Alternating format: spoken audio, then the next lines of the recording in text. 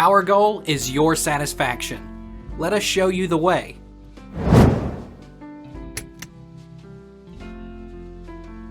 Can I use a McDonald's gift card on UberEats?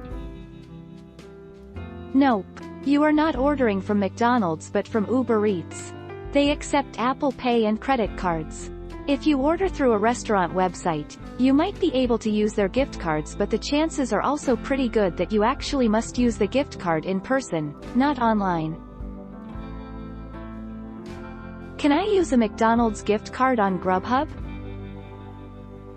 There are 2 ways to redeem a gift card on a Grubhub order. Select Gift Cards from the menu. Select Redeem a gift card. Follow the prompts to enter your gift card code and add the balance to your account.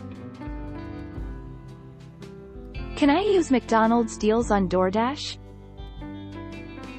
Order McDonald's for delivery on UberEats and Doordash. The offer is valid for up to $5 off your first order on UberEats. Available at participating McDonald's locations only. Delivery prices may be higher than at restaurants.